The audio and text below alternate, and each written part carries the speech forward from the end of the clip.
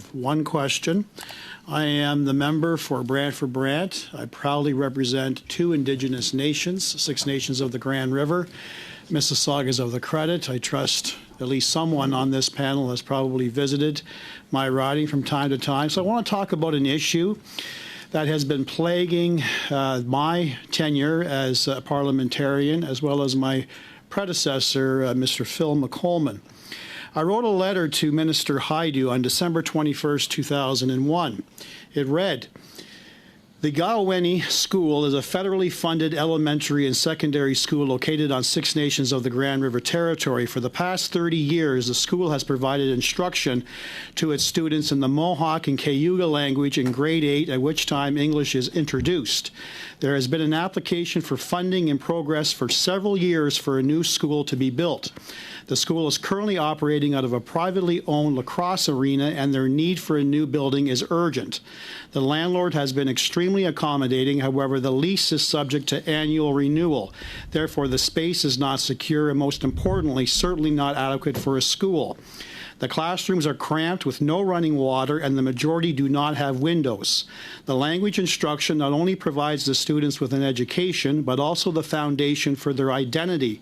No doubt you will agree that providing financial support for the construction of the school will also help to fulfill our collective commitment towards truth and reconciliation, most specifically the preservation and revitalization of Aboriginal languages and cultures. Minister, in short, the current facility is not acceptable and, more importantly, not safe for the students and staff. They have been without a proper school for over 30 years. It's been long enough.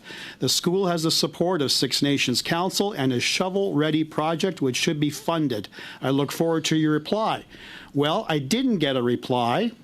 I had to follow up with Minister Haidu on April 22nd, 2022, reminding her that my staff reached out to her office on March the 10th, 14th, and 28th with no response. This project is now just under $30 million to properly fund. When we were asking for federal funding, the cost was just over $10 million. Because of Justin Trudeau's inflationary policies, we have now almost tripled the cost.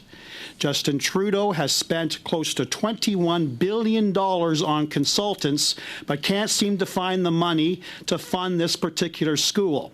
Today, I had the chair, Ruby Jacobs, crying to my constituency office saying, what does it take to finally get the government of Canada to recognize the need to introduce this school, to have the funding there, to have the school learn in a proper environment? What are you going to tell my constituents? What are you going to tell the parents of the children? What are you going to tell the chair who is crying? When are we going to receive the funding? So thank you for the question, and I am aware of the situation, and I will certainly follow up with Not good enough. My colleagues in education. We've been waiting for 7 years for this government to write a check. That is not an appropriate answer. When are they going to receive funding? 3 years ago, actually 2.5 years ago, Minister Miller attended on site. We had the press there. We had all kinds of stakeholders there. We were thinking that Minister Miller was going to deliver that long-awaited check. All that Minister Miller had to say was, "I'm sorry, I don't have the best news for you. Be patient.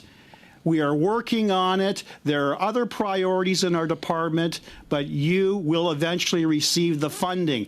That was almost 2.5 years ago. When will you write the check?